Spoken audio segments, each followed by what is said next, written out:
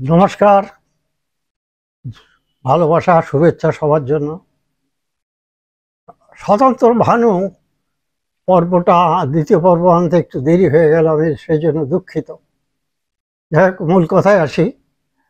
আহ, আমাকে দল দেওয়ার পর ভানুদাতার পরের বছর 2 বছর পরে মুক্তমঞ্চ নামে আবার একটা দল করলেন নিজে।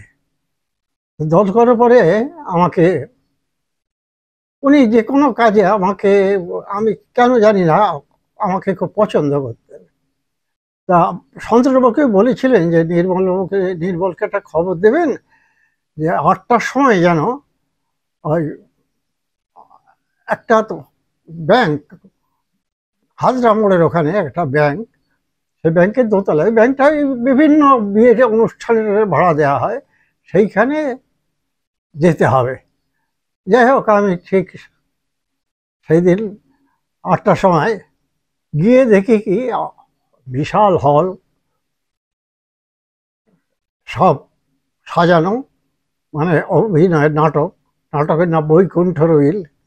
বৈকুণ্ঠ রইল আপনারা হয়তো অনেকে জানেন, যারা পড়েছেন জানেন। শেষ দৃশ্যটা সম্বন্ধে বলবো, পরে বলবো।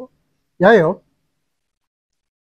আমি যেতেই ভাঙাদা বললেন, এই যে দেখো শরীর নাট্য কোম্পানির মালিক এসেছে, চা দাও, একটা চেয়ার দাও।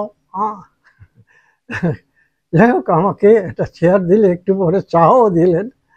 তা ওখানে খাওয়া দাওয়ার ব্যাপারটা ছিল আমার, বলে দিয়েছিলেন যে তুমি নির্মল এখানে খাবে। যথাসময় নাটক আরম্ভ হলো। সবাই শিল্পীগুলো খুব ভালো, সব বেশ বেশ কইয়ে বইয়ে নাটক শুনতে আমিও একেবারে মন দিয়ে শুনছি। শোনার পর একসময় শেষ হয়ে গেল। তা আমি শেষ হতেই ভানুদার একটা আলাদা ঘর আছে, সেই ঘরে, সেখানে বিশ্রাম নেয় এবং ওখানে খাওয়া দাওয়া করেন। আমিও সেখানে গিয়েছি, আমাকে ডাকলো।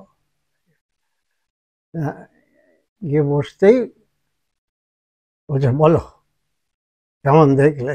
না, প্রথমেই বলছে, বৈকুণ্ঠ হচ্ছে তোমার পাঠ, হিরো সাজো।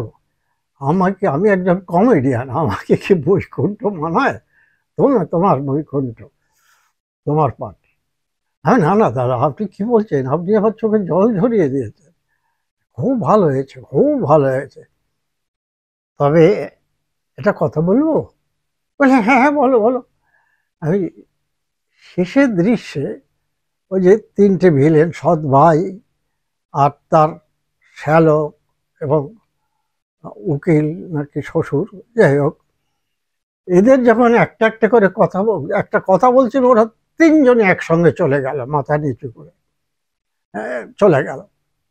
কিন্তু এটা যদি 3জনাকে 3টে কথা বলবেন, আর একজনাকে বলবেন, সে মাথা নিচু করে চলে যাবে, পরের জন আবার মাথা নিচু করে চলে যাবে, পরের জন আবার মাথা নিচু করে চলে যাবে। বলে, বাহ, ভালো আইডিয়া, কিন্তু আত্মসংলাপ নেই। আমি লিখে দেবো? বলে, হ্যাঁ, দাও না দাও না দাও। আমি বেশ মুডে 3টে সংলাপ লিখে দিলেন। দাঁড়াও। লেখা দেখে উনি একটু পড়ে অমনি আবার চলে গেলেন, যে আবার শেষ দৃশ্যটা হবে, শেষ দৃশ্যটা হবে। তো নতুন যে সংলাপগুলো আমি লিখেছি, 2টো সংলাপ, তারা যারা করবেন তাদের হাতে দিয়ে বলছেন, এই দেখো, এটা বলো, মুখস্থ করো। ওদের মুখস্থ করে আমি যখন বলবো এইভাবে, তোমরা এইভাবে যাবে, আমি যেমন বলে দিয়েছি। যাই হোক, সে সিটটা আবার হলো। হ্যাঁ, আমি যেভাবে বলে দিয়েছি উনি সেইভাবে শিল্পীগুলো চলে গেলেন। আর সবাই হাততালি দিচ্ছে, দাদা এটা দারুণ হয়েছে, দারুণ হয়েছে। কি উদার মনের মানুষ, দেখুন কত বড় অভিনেতা। সঙ্গে সঙ্গে বলছেন, এটা আমার মাথায় আসেনি, এটা নির্মলের মাথা থেকে এসেছে। হ্যাঁ, এই হচ্ছে মানবতা। হ্যাঁ, যাই হোক, সেদিন ওখানে খাওয়া দাওয়া করলাম। তখন বলছে কি, বৈকুণ্ঠ হচ্ছে তোমার পাঠ, হিরো সাজো সব বইয়ে।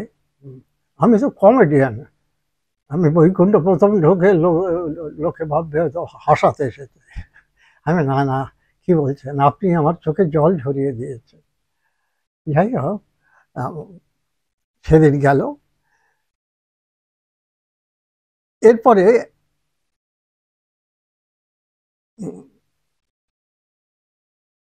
একদিন হয়েছে কি,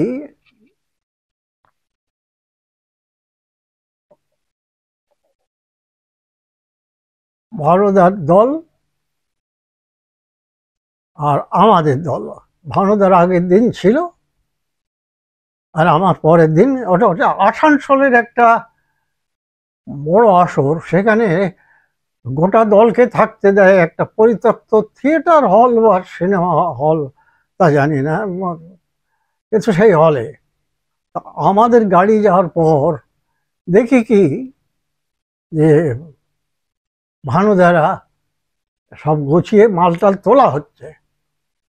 আমার হঠাৎ মনে হলো আজকে দুটো দল এক জায়গায় আছে। আমি যে ভানুদাকে গিয়ে প্রণাম করলাম, এক জায়গায় আছে। আমি জিজ্ঞেস করলাম, আচ্ছা দাদা আজকে কত দূর শো আছে? বলে এখান থেকে মাইল 30-35 দূরে, বেশি দূর নয়। কি নামটা আমি জানি না, ওরা তো বললো 35।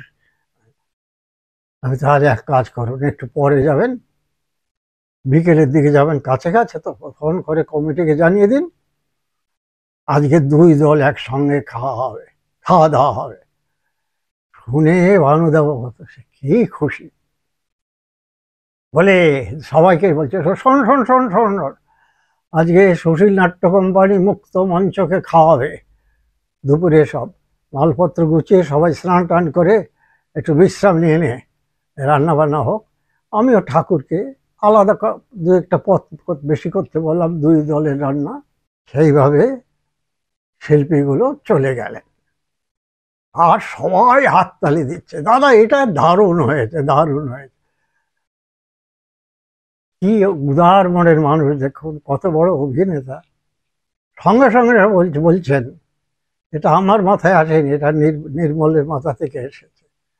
হ্যাঁ, এই হচ্ছে মানবতা। হ্যাঁ, যাই হোক,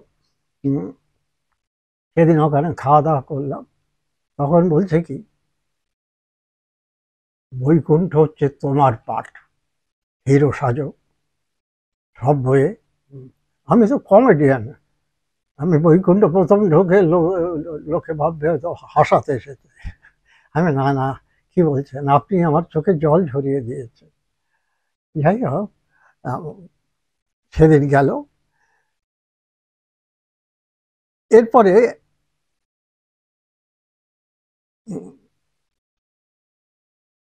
একদিন হয়েছে কি,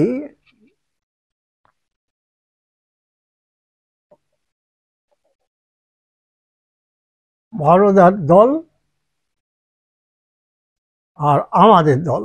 ভানুদার আগের দিন ছিল আর আমার পরের দিন। ওটা ওটা আসানসোলের একটা বড় আসর, সেখানে গোটা দলকে থাকতে দেয় একটা পরিত্যক্ত থিয়েটার হল বা সিনেমা হল, তা জানি না, কিন্তু সেই হলে আমাদের গাড়ি যাওয়ার পর দেখি কি যে ভানুদারা সব গুছিয়ে মালটাল তোলা হচ্ছে।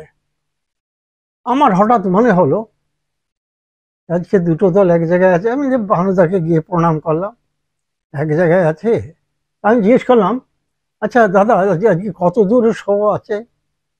বলে এখান থেকে মাইল 30-35 দূরে, বেশি দূর নয়। কি নামটা আমি জানি না, ওরা তো বললো 35।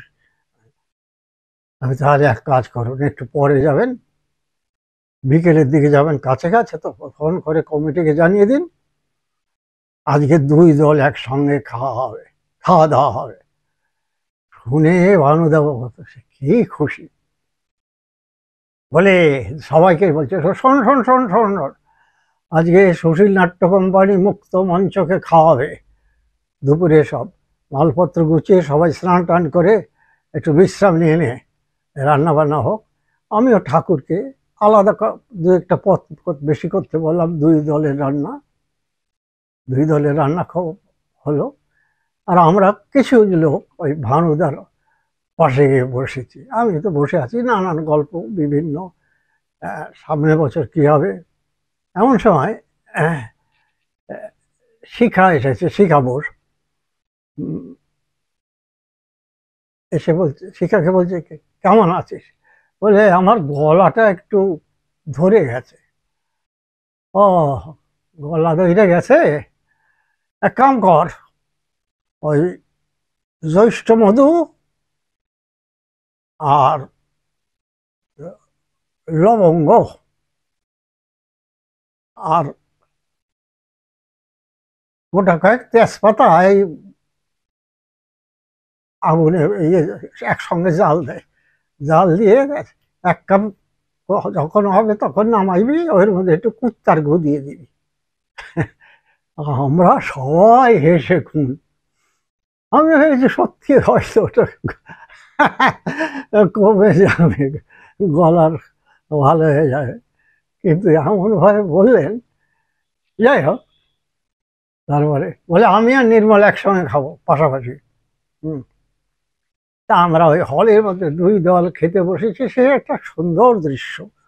তখন এখনকার মতো তো এই এই টাচ টাচ ফোন ছিল না, নাহলে ছবি তুলে রাখতাম। দুই দলের লোক খেতে খেতে বসেছে, দুই দলের ঠাকুর, রান্নাঘরের কাজের লোকেরা ওই পরিবেশন করছে, আর ভানুদা সব পেছন দিয়ে ঘুরে ঘুরে সব অভিভাবকের মতো, কি এইটা কেমন হয়েছে, ওইটা কেমন হয়েছে, এইটা পেট ভরে খাও। হ্যাঁ, এইভাবে বসে বসে, যাই হোক, লাস্ট আমি আর ভানুদা খেতে বসলাম। খেতে বসতে বসে অনেকক্ষণ গল্প হলো, খেতে খেতে নানান গল্প, সামনের বছর কি বই লিখছি, হ্যাঁ, অনেক উপদেশও দিলেন দল সম্বন্ধে, শুনে খুব আমি খুশি হলাম, ভালো লাগলো। আচ্ছা, আজকের পর্ব এখানে শেষ করছি। শেষ পর্ব নিয়ে দু একদিনের মধ্যেই আপনাদের কাছে আসবো। নমস্কার। হ্যাঁ, সাবস্ক্রাইব করবেন, কিন্তু শেয়ার করবেন, এটা আমার আপনাদের কাছে দাবি। আশা করি দাবিটা রাখবেন।